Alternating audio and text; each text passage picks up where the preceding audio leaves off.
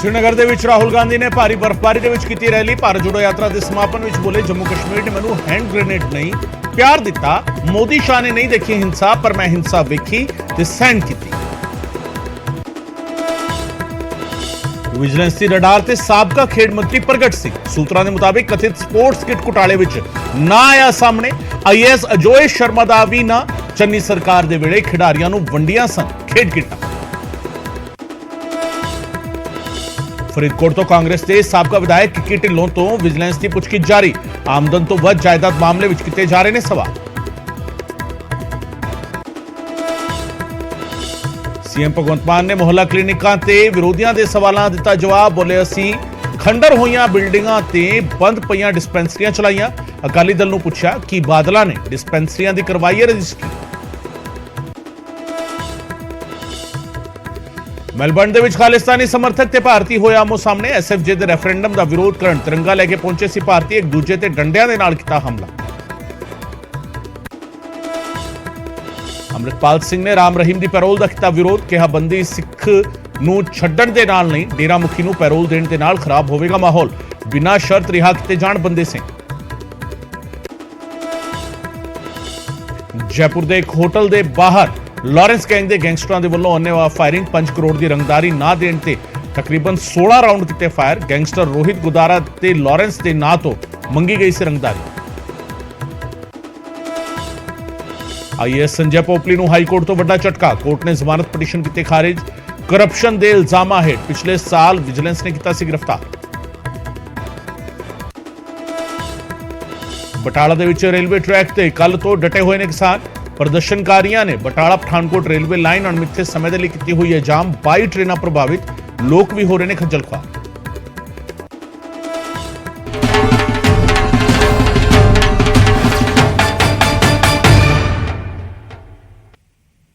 News 18 Punjab Haryana वेख रहे दर्शकों का स्वागत है। मैं हाँ गगनदीप चौहान। इस वेले दे बुलेटिन की शुरुआत अहम खबर के नाल। पाकिस्तान दे विच बम धमाका होया है। जी हाँ, पेशावर दी मस्जिद दे विच इह धमाका होया है। पुलिस लाइन दे कोल मस्जिद दे विच धमाका होया है। पेशावर दी मस्जिद दे विच बम धमाका। पाकिस्तान दे विच पुलिस लाइन दे कोले मस्जिद हैगी है पेशावर दे विच, जिथे धमाका होया है। तकरीबन 20 लोकां दे जख्मी होण दी खबर है।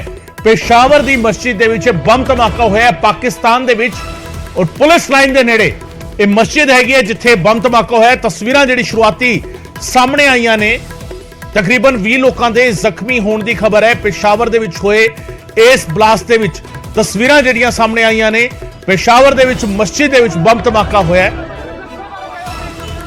ਤੇ ਜ਼ਖਮੀਆਂ ਦੀ ਗਿਣਤੀ ਲਗਾਤਾਰ ਅਪਡੇਟ ਹੋ ਰਹੀ ਹੈ। ਖਬਰ ਤੁਹਾਨੂੰ ਦੱਸਦੀ ਹੈ ਕਿ ਜ਼ਖਮੀਆਂ ਦੀ ਗਿਣਤੀ ਤਕਰੀਬਨ 50 ਹੋ ਚੁੱਕੀ ਹੈ। ਇਸ ਬੰਬ ਧਮਾਕੇ ਵਿੱਚ 50 ਦੇ ਕਰੀਬ ਲੋਕ ਜਿਹੜਾ ਹੈਗਾ ਉਹ ਜ਼ਖਮੀ ਹੋਏ ਨੇ। और शुरुआती तस्वीरां ਜਿਹੜੀਆਂ ਸਾਹਮਣੇ ਆਈਆਂ ਨੇ ਇਸ ਧਮਾਕੇ ਤੋਂ ਬਾਅਦ ਦੀਆਂ ਤਸਵੀਰਾਂ ਨੇ। ਜ਼ਖਮੀਆਂ ਨੂੰ ਉੱਥੋਂ ਜਿਹੜਾ ਹੈਗਾ ਉਹ ਲਿਜਾਇਆ ਜਾ ਰਿਹਾ ਹੈ। पेशावर ਦੇ ਵਿੱਚ ਜਿਹੜਾ ਹੈਗਾ ਪੁਲਿਸ ਲਾਈਨ ਦੇ ਨੇੜੇ ਮਸਜਿਦ ਹੈ ਜਿੱਥੇ ਧਮਾਕਾ ਹੋਇਆ ਹੈ। ਪਾਕਿਸਤਾਨ ਦੇ पेशावर ਦੇ ਵਿੱਚ ਪੁਲਿਸ ਲਾਈਨ ਕੋਲ ਮਸਜਿਦ ਦੇ ਵਿੱਚ ਬੰਬ ਧਮਾਕਾ ਹੋਇਆ ਹੈ। ਤਕਰੀਬਨ 50 ਲੋਕ ਜ਼ਖਮੀ ਹੋ ਚੁੱਕੇ ਨੇ। ਇਸ ਧਮਾਕੇ ਵਿੱਚ ਜਿਹੜਾ ਅਪਡੇਟ ਜਿਹੜਾ ਹੈਗਾ ਸਾਹਮਣੇ ਹੈ, ਤਕਰੀਬਨ 50 ਲੋਕ ਜ਼ਖਮੀ ਹੋਏ ਨੇ। ਸੋ 50 ਲੋਕਾਂ ਦੇ ਜ਼ਖਮੀ ਹੋਣ ਦੀ ਖਬਰ। ਪਾਕਿਸਤਾਨ ਦੇ ਵਿੱਚ ਬੰਬ ਧਮਾਕਾ ਹੋਇਆ पेशावर ਦੇ ਵਿੱਚ, ਜਿੱਥੇ ਮਸਜਿਦ ਦੇ ਵਿੱਚ ਬੰਬ ਧਮਾਕਾ ਹੋਇਆ। ਪੁਲਿਸ ਲਾਈਨ ਦੇ ਨੇੜੇ ਮਸਜਿਦ ਹੈ। ਔਰ ਇਸ ਵੇਲੇ ਦੀ ਅਹਿਮ ਖਬਰ ਤੁਹਾਨੂੰ ਦੱਸ ਰਹੇ ਹਾਂ, ਪੁਲਿਸ ਲਾਈਨ ਦੇ ਨੇੜੇ ਮਸਜਿਦ ਬਣੀ ਹੋਈ ਹੈ ਜਿਸ ਦੇ ਵਿੱਚ ਬੰਬ ਧਮਾਕਾ ਹੋਇਆ ਹੈ। 50 ਲੋਕ ਜ਼ਖਮੀ ਹੋਏ ਨੇ ਔਰ ਅੰਦਰ ਦੀਆਂ ਤਸਵੀਰਾਂ ਨੇ। ਨਮਾਜ਼ ਅਤਾ ਕੀਤੀ ਜਾ ਰਹੀ ਸੀ जिस वेले धमाका होया है, जिथे तक समझ आ रही है, तस्वीर वेख के समझा जा सकता है धमाके का असर कितना वड्डा धमाका है सी। किस तरीके इमारत नूं भी नुकसान होया है, मस्जिद की इमारत नूं भी नुकसान पहुंचा और 50 के करीब लोग दसे जा रहे हैं कि जख्मी होए ने। पाकिस्तान दे विच बम धमाका।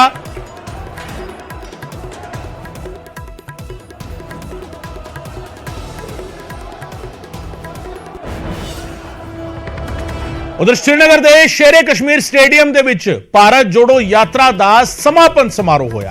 भारी बर्फबारी के विचाले राहुल गांधी की रैली हुई। इत्थे गांधी जी तो सिक्ख्या बिना खौफ दे जुना। राहुल गांधी ने इत्थे गल कही, मैं हिंसा नूं समझदा हां, मैं हिंसा वेखी है, राहुल ने गल कही। मोदी शाह ने हिंसा नहीं वेखी, हिंसा सहन नहीं की। यात्रा दौरान बहुत कुछ सीखा। राहुल गांधी ने कहा देश तोड़न दी विचारधारा के खिलाफ खड़ा हां। जम्मू कश्मीर ने मैनू हैंड ग्रेनेड नहीं प्यार दिता है। राहुल गांधी ने सारियां गल्लां अज भारत जोड़ो यात्रा के समापन वेले कीतियां और उस तो पहलां दी तस्वीरां ने जदों राहुल और प्रियंका गांधी बर्फबारी दे विच मस्ती के मूड में जिहड़ा हैगा वो नजर आए। दोवां दियां ये तस्वीरां जिहड़ा हैगा ये भी सामने आए। तस्वीरां तो बाद वीडियो सामने आया सी। सो कुछ दोवें तस्वीरां जम्मू कश्मीर तो राहुल गांधी ते प्रियंका गांधी दी पर्सनल लाइफ दियां निजी जिंदगी दियां ये तस्वीरां ते पॉलिटिकल तस्वीर जिहड़ी भारत जोड़ो यात्रा दे समापन दे विच जिहड़ा हैगा वो नजर आई, जिस दे विच उमर अब्दुल्ला भी शामिल होए, जिस दे विच बाकी आगू जिहड़ा हैगा जम्मू कश्मीर दे वो भी शामिल होए और राहुल गांधी ने इस बर्फबारी के विचाले ही लोगों को संबोधन किया। प्रिंसिपल ने कहा राहुल तुम्हारे घर से फोन कॉल,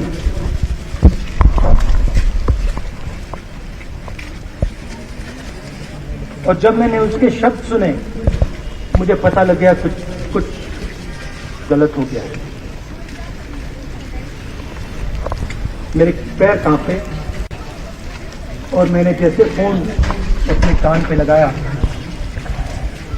तो मेरे माँ के साथ एक औरत काम करती है, वो चिल्ला रही थी राहुल दादी को गोली मार, दादी को गोली मार, दादी को गोली मार। ये जो मैं अभी कह रहा हूँ ये बात प्रधानमंत्री को नहीं समझ आएगी, ये बात अमित शाह जी को नहीं समझ आएगी, ये बात डोभाल जी को भी नहीं समझ आएगी, मगर ये बात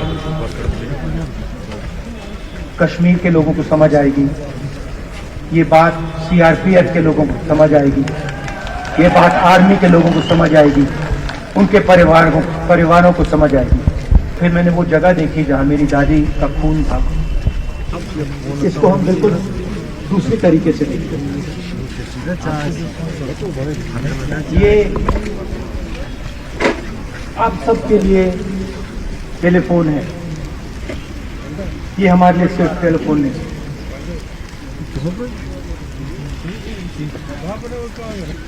उसके बाद 6-7 साल बाद मैं अमेरिका में था और फिर से टेलीफोन आया।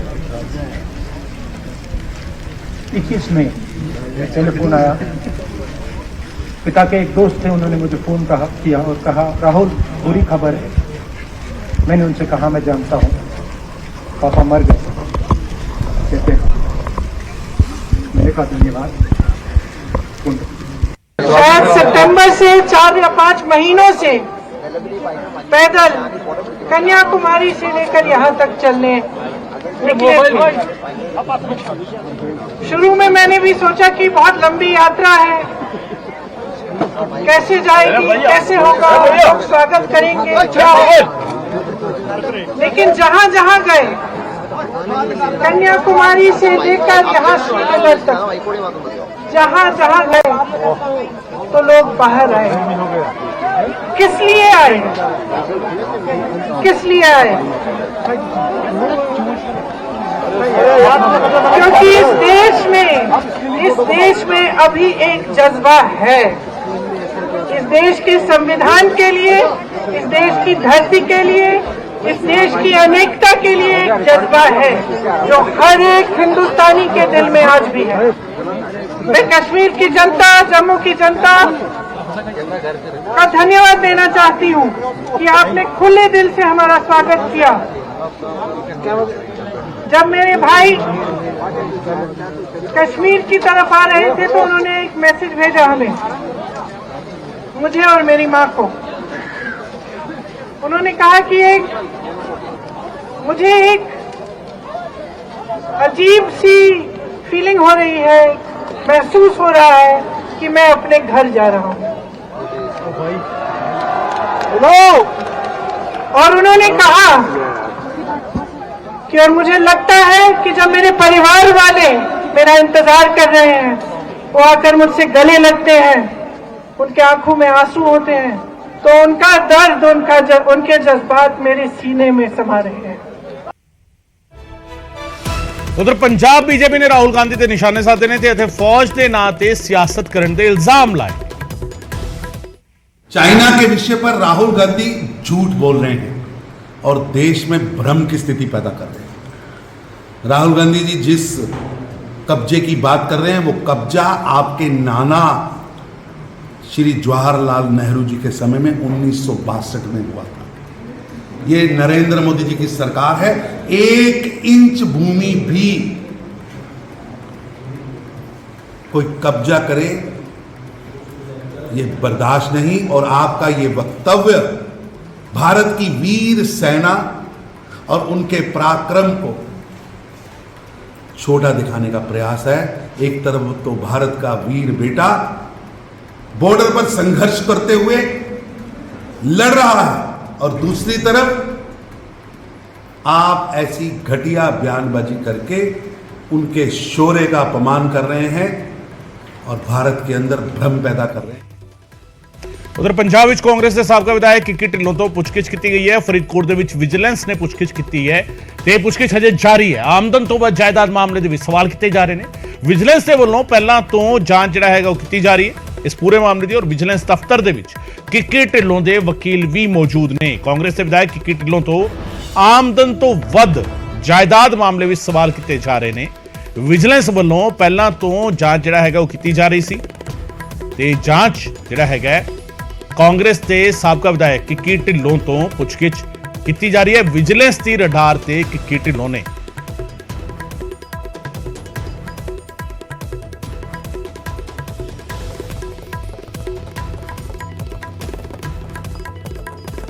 ਕਾਂਗਰਸ ਦੇ ਸਾਬਕਾ ਵਿਧਾਇਕ ਤੋਂ ਆਮਦਨ ਤੋਂ ਵੱਧ ਜਾਇਦਾਦ ਦੇ ਮਾਮਲੇ ਦੇ ਵਿੱਚ ਪੁੱਛਗਿੱਛ ਹੋ ਰਹੀ ਹੈ, ਪੁੱਛ ਪੜਤਾਲ ਹੋ ਰਹੀ ਹੈ। ਵਿਜੀਲੈਂਸ ਦੀ ਟੀਮ ਲਗਾਤਾਰ ਸਵਾਲ ਕਰ ਰਹੀ ਹੈ ਕਿੱਕੀ ਢਿੱਲੋਂ ਨੂੰ। मेरे सहयोगी नरेश सेठी इस वे फोन लाइन से मेरे नाल जुड़ रहे हैं। नरेश की कुछ जानकारी मिल पा रही है किक्की ढिल्लों तो सवाल जवाब और काफी देर हो गई है क्योंकि विजिलेंस लगातार सवाल कर रही है। इस सिलसिला कदों शुरू होया है और फिलहाल की अपडेट मिल पा रहे हैं? बिल्कुल दस दईए कि अज करीब 1 घंटा विजिलेंस विभाग वालों जो एक्स MLA कुशलदीप सिंह ढिल्लों जो कांग्रेस के साबका विधायक ने फरीदकोट के उन्होंने तो 1 घंटा करीब जी उन्होंने दफ्तर में पुछगिछ की गई है। दस दईए कि सूत्रों के वाले तो जी सामने आई सी सूचना कि इन्हों के पहला ही अंदर खाते जी विभाग वालों जांच की जा रही थी तो अज उन्होंने फरीदकोट के विजिलेंस दफ्तर में तलब किया गया जिथे करीब 1 घंटा उन्होंने तो सवाल जवाब किए गए। उत्थे कुशलदीप सिंह ढिल्लों नाल जब गलबात की गई तो उन्होंने कहा कि कुछ कागजात जी मंग की गई विभाग वालों वो मैं अपने वालों जो प्रोवाइड कर दस दी कि उन्होंने नाल जो उन्होंने इनकम टैक्स के वकील सन वो भी जो उन्होंने नाल उस वक्त मौजूद सन। और दस्या जा रहा है कि जो आमदन तो ज़्यादा जायदाद के मामले में जी इन्हों तो जी पुछगिछ की जा रही है। दूजे पासे DSP विजिलेंस ने भी यही गल का जिक्र किया है कि जो कागजात उन्होंने तो मंगे से 1 हफ्ते में उन्होंने प्रोवाइड कराने की जी गल की गई है और 1 हफ्ते में अपने कागजात जो प्रोवाइड कराएंगे। और इस तो इलावा दस दी कि उन्होंने वालों ये कहा कि इस बार जी किक्की ढिल्लों को जांच से पूरा सहयोग दिता गया और अगे भी जो सहयोग अगर देंगे तो बिल्कुल उन्होंने जो भी हुई जो भी पारदर्शी तरीके जांच होगी वो की जाए। जी बहुत बहुत शुक्रिया नरेश इस तमाम जानकारी के लिए। नरेश सेठी जानकारी दे रहे सन। विजिलेंस के वालों तकरीबन 1 घंटा जो पुछगिछ की गई है किक्की ढिल्लों को अपने दफ्तर सदके जो है उन्होंने जांच की है। कुछ कागजात जो है वो मंगे गए हैं। आमदन नालों वध जायदाद का मामला है। कुशलदीप सिंह उर्फ किक्की ढिल्लों के नाल पुछ पड़ताल की गई है। उधर चंडीगढ़ के सीएम भगवंत मान ने नियुक्ति पत्र वंडे। PWD महकमे के 188 जेईज ਨੂੰ नियुक्ति पत्र दिते गए तो जल्द ही होर विभागों के भी असामियां कढ़ांगे। सीएम ने अज नाल ही ऐलान भी करता हुण मैरिट के आधार पर नियुक्तियां हो रही ने। सीएम ने कहा बिना सिफारिश डिग्रियां के हिसाब के नाल नौकरी मिलेगी। मुख्यमंत्री ने कहा शबनम राणी मिस जस्ट अरविंद केजरीवाल जी की अगवाई जी गारंटी दी सी ऑनसाइट पूरियां होने लग गई। बिजली के बिल जिहड़े ने उन्होंने गारंटी दी सी कि 0 हो जाएंगे। 85% लगभग 80% घरों के बिजली के बिल 0 आने लगे। सरकारी नौकरियों का वादा किया सी अज 188 अज वाले मिला के 26,000 ਡਿਸਪੈਂਸਰੀਆਂ ਤੇ ਸਵਾਲ ਚੁੱਕ ਰਹੇ ਨੇ, ਉਹ ਆਪਣੇ ਦੂਜੇ ਜਿਹੜੇ ਜਿਨ੍ਹਾਂ ਨੂੰ ਕੋਈ ਸਵਾਲ ਚੁੱਕਣ ਦਾ ਹੱਕ ਹੀ ਨਹੀਂ ਦਿੱਤਾ ਲੋਕਾਂ ਨੇ, ਉਹ ਕਹਿੰਦੇ ਜੀ ਇਹ ਜਿਹੜੀ ਡਿਸਪੈਂਸਰੀ ਹੈ ਇਹ ਬਾਲ ਸਾਹਿਬ ਨੇ ਬਣਾਈ ਸੀ, ਇਹਦੇ 'ਚ ਕਿਉਂ ਖੋਲ੍ਹਤਾ ਮੈਂ ਲੱਗ ਨਹੀਂ ਕੀ ਗੱਲ ਹੋ ਗਈ ਉਹਦੀ ਰਜਿਸਟਰੀ ਬਾਲ ਸਾਹਿਬ ਦੇ ਨਾਂ ਤੇ ਹੈਗੀ ਤਾਂ ਪਬਲਿਕ ਪ੍ਰਾਪਰਟੀ ਹੈ ਨਾ। ਸੋ ਅਰਵਿੰਦ ਕੇਜਰੀਵਾਲ ਜੀ ਦੀ ਵਾਈ ਜਿਹੜੀ ਗਰੰਟੀ ਦਿੱਤੀ ਸੀ ਆਉਣ ਸਾਰ ਕਿਵੇਂ ਹੋਣ ਲੱਗ ਗਈ, ਬਿਜਲੀ ਦੇ ਬਿੱਲ ਜਿਹੜੇ ਨੇ ਉਹਨਾਂ ਨੇ ਗਰੰਟੀ ਦਿੱਤੀ ਸੀ ਕਿ ਜ਼ੀਰੋ ਹੋ ਜਾਣਗੇ, 85% ਲਗਭਗ 80% ਘਰਾਂ ਦੇ ਵਿੱਚ ਬਿਜਲੀ ਦੇ ਬਿੱਲ ਜ਼ੀਰੋ ਆਉਣ ਲੱਗ ਗਏ। ਸਰਕਾਰੀ ਨੌਕਰੀਆਂ ਦਾ ਵਾਅਦਾ ਕੀਤਾ ਸੀ ਤਾਂ ਅੱਜ 188 ਅੱਜ ਵਾਲੇ ਮਿਲਾ ਕੇ 26,074 ਨਿਯੁਕਤੀ ਪੱਤਰ ऐसे हाल जो असी दे चुके हैं ਜਿਹੜੇ ਮੁੰਡੇ ਕੁੜੀਆਂ ਆਪਣੇ ਪੈਸੇ ਦੇ ਵਿੱਚ ਜਾ ਕੇ ਕੰਮ ਕਰ ਰਹੇ। ਸੋ ਮੁੱਖ ਮੰਤਰੀ ਨੇ ਨਿਯੁਕਤੀ ਪੱਤਰ ਵੰਡਣੇ ਨਾਲ ਹੀ ਵਿਰੋਧੀਆਂ ਨੂੰ ਵੀ ਜਿਹੜਾ ਹੈਗਾ ਉਹ ਜਵਾਬ ਦਿੱਤਾ। ਡਿਸਪੈਂਸਰੀਆਂ ਦੇ ਮਸਲੇ ਤੇ ਵੀ ਮੁੱਖ ਮੰਤਰੀ ਨੇ ਵਿਰੋਧੀਆਂ ਨੂੰ ਠੋਕਵਾਂ ਜਵਾਬ ਜਿਹੜਾ ਹੈਗਾ ਉਹ ਦਿੱਤਾ। ਔਰ ਇਸ ਦੇ ਨਾਲ ਹੀ ਰੁੱਖ ਅਗਲੀ ਖਬਰ ਦਾ ਕਰਦੇ ਹਾਂ। ਬਟਾਲਾ ਦੇ ਵਿੱਚ ਕਿਸਾਨਾਂ ਦਾ ਪ੍ਰਦਰਸ਼ਨ ਜਿਹੜਾ ਹੈਗਾ ਉਹ ਜਾਰੀ ਹੈ। ਬਟਾਲਾ ਦੇ ਵਿੱਚ ਰੇਲਵੇ ਟਰੈਕ ਤੇ ਕੱਲ ਤੋਂ ਕਿਸਾਨ ਡਟੇ ਹੋਏ ਨੇ ਤੇ ਬਟਾਲਾ ਪਠਾਨਕੋਟ ਰੇਲਵੇ ਲਾਈਨ ਅਣਮਿੱਥੇ ਸਮੇਂ ਦੇ ਲਈ ਜਾਮ ਕਰ ਦਿੱਤੀ ਹੈ। ਰੇਲਵੇ ਟਰੈਕ ਜਾਮ ਹੋਣ ਕਰਕੇ 22 ਟ੍ਰੇਨਾਂ ਪ੍ਰਭਾਵਿਤ ਹੋਈਆਂ ਨੇ।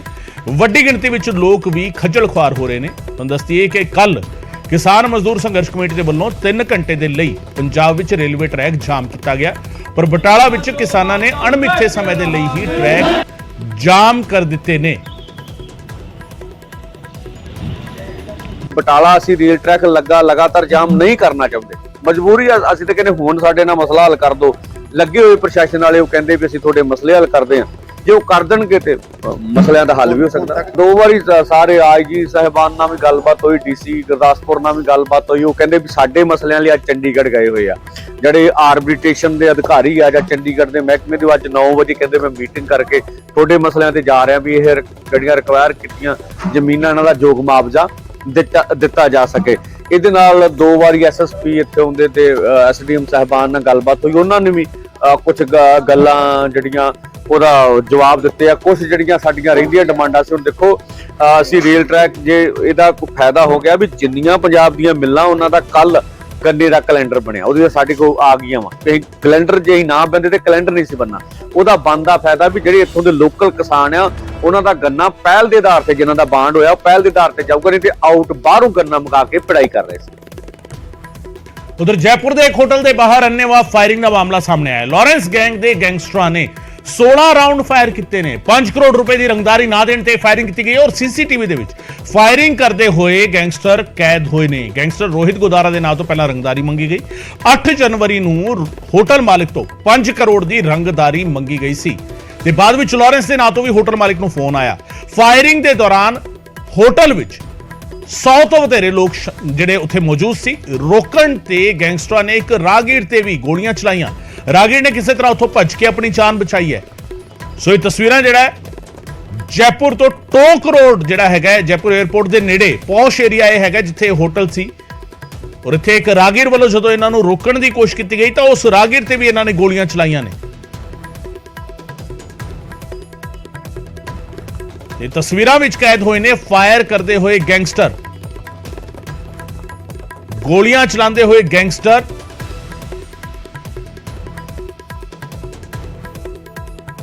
ਫਾਇਰ ਕਰ ਰਹੇ ਨੇ। ਤਕਰੀਬਨ 16 ਤੋਂ 18 ਰਾਉਂਡ ਜਿਹੜਾ ਹੈਗਾ ਇਹਨਾਂ ਦੇ ਵੱਲੋਂ ਫਾਇਰ ਕੀਤੇ ਗਏ ਨੇ। ਜੈਪੁਰ ਤੋਂ ਇਹ ਤਸਵੀਰਾਂ ਸਾਹਮਣੇ ਆਈਆਂ ਨੇ। ਉਧਰ ਬਟਾਲਾ ਵਿੱਚ ਮੈਡੀਕਲ ਸਟੋਰ ਮਾਲਕ ਤੋਂ ਲੁੱਟ ਦੀ ਵਾਰਦਾਤ ਹੋਈ ਹੈ। ਸਟੋਰ ਮਾਲਕ ਦੀ ਕੁੱਟਮਾਰ ਕਰਕੇ ਲੁੱਟ ਕੀਤੀ ਗਈ ਹੈ। 5 ਬਦਮਾਸ਼ਾਂ ਨੇ ਹਮਲਾ ਕੀਤਾ ਤੇ ਐਕਟਿਵਾ ਤੇ ਮੋਬਾਈਲ ਖੋ ਕੇ ਫਰਾਰ ਹੋ ਗਏ। ਦੁਕਾਨ ਬੰਦ ਕਰਕੇ ਇਹ ਸ਼ਖਸ ਵਾਪਸ ਜਾ ਰਿਹਾ ਸੀ ਤੇ ਸਾਰੀ ਵਾਰਦਾਤ ਸੀਸੀਟੀਵੀ ਵਿੱਚ ਕੈਦ ਹੋਈ ਹੈ। ਬਟਾਲਾ ਦੀ ਮਹਾਜਨ ਕਲੋਨੀ ਦੀ ਇਹ ਘਟਨਾ ਦੱਸੀ ਜਾ ਰਹੀ ਹੈ। ਸ਼ਾਮੀ ਤਕਰੀਬਨ 7 ਵਜੇ ਇਸ ਦੇ ਨਾਲ ਲੁੱਟ ਦੀ ਵਾਰਦਾਤ ਹੋਈ ਹੈ।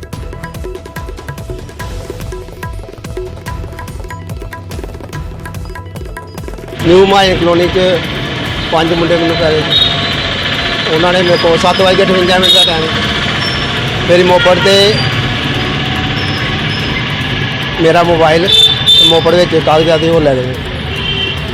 ਕਿੰਨੇ ਕੁ ਵਜੇ ਦੀ ਘਟਨਾ ਹੈ 7:58 ਦੀ ਕਿਹੜੀ ਜਗ੍ਹਾ ਤੇ ਨਿਊ ਮਾਜਨ ਕਲੋਨੀ ਕੀ ਕੰਮ ਕਰਦਾ ਤੁਹਾਡਾ ਹੈਗਾ ਮੇਰਾ ਦਵਾਈਆਂ ਦਾ ਕੰਮ ਹੈ ਕੋਈ ਕੈਸ਼ ਵਗੈਰਾ ਵੀ ਆਇਆ ਜੀ। ਨਹੀਂ ਕੋਈ ਕੈਸ਼ ਨਹੀਂ ਕੀ ਕਿਹਾ ਉਹਨਾਂ ਨੇ ਕਿ ਤੁਹਾਨੂੰ ਦਿੱਤਾ ਕੁਛ ਵੀ ਨਹੀਂ ਜੀ, ਪੈ ਗਏ ਸਿੱਧੇ ਜੀ। ਸਾਡੇ ਕੋਲ ਆਈ ਜੀ ਕੰਪਲੇਂਟ ਹੈ ਨਾ, ਨਰੇਸ਼ ਕੁਮਾਰ ਮਹਾਜਨ ਹੈ, ਮਹਾਜਨ ਮੈਡੀਕਲ ਸਟੋਰ ਹੈ ਇਹਨਾਂ ਦਾ ਖਜੂਰੀ ਗੇਟ ਦੇ ਬਾਹਰ ਤੇ ਉਹ ਜਾ ਰਿਹਾ ਸ਼ਾਮੀ ਤੋਂ 4-5 ਬੰਦੇ ਉਹਨੂੰ ਪਏ ਆ ਤੇ ਮੈਂ ਹੈਂਡਲਿੰਗ ਕੀਤੀ ਉਹਦੇ ਨਾਲ ਤੇ ਉਹਦੀ ਸਕੂਟਰੀ ਤੇ ਮੋਬਾਈਲ ਲੈ ਗਏ ਆ ਤੇ ਜਿਸ ਸੰਬੰਧੀ ਅਸੀਂ FIR ਲੌਂਚ ਕੀਤੀ ਹੈ ਤੇ ਕਰ ਰਹੇ ਹਾਂ ਜੀ ਇਨਵੈਸਟੀਗੇਸ਼ਨ।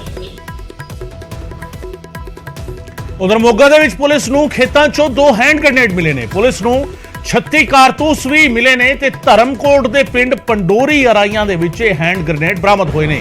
ਲੁਧਿਆਣਾ ਤੋਂ ਬੰਬ ਡਿਸਪੋਜ਼ਲ ਸਕੁਐਡ ਜਿਹੜਾ ਹੈਗਾ ਉਸ ਨੂੰ ਸੱਦਿਆ ਗਿਆ ਹੈ। ਉਸਨੇ ਦੋਵੇਂ ਹੈਂਡ ਗ੍ਰੇਨੇਡ ਜਿਹੜਾ ਹੈਗਾ ਉਸ ਨੂੰ ਡਿਸਪੋਜ਼ ਆਫ ਕੀਤਾ, ਉਸ ਨੂੰ ਨਸ਼ਟ ਕੀਤਾ ਹੈ ਔਰ ਇਸ ਦੇ ਨਾਲ ਹੀ 36 ਕਾਰਤੂਸ ਵੀ ਜਿਹੜਾ ਹੈਗਾ ਪੁਲਿਸ ਨੂੰ ਬਰਾਮਦ ਹੋਏ ਨੇ। ਧਰਮਕੋਟ ਦੇ ਪਿੰਡ ਪੰਡੋਰੀ ਅਰਾਈਆਂ ਦੇ ਵਿੱਚ ਇਹ ਹੈਂਡ ਗ੍ਰੇਨੇਡ ਬਰਾਮਦ ਹੋਏ ਨੇ। ਤਸਵੀਰਾਂ ਵਿੱਚ ਤੁਹਾਨੂੰ ਦਿਖਾ ਰਹੇ ਹਾਂ ਅਸੀਂ ਕਾਰਤੂਸ ਜਿਹੜੇ ਬਰਾਮਦ ਹੋਏ ਨੇ, ਹੈਂਡ ਗ੍ਰੇਨੇਡ ਤੇ 36 ਕਾਰਤੂਸ ਜਿਹੜਾ ਹੈਗਾ ਉਹ ਬਰਾਮਦ ਕੀਤੇ ਗਏ ਸੀ ਜਿਸ ਨੂੰ ਡਿਸਪੋਜ਼ ਆਫ ਕੀਤਾ ਗਿਆ।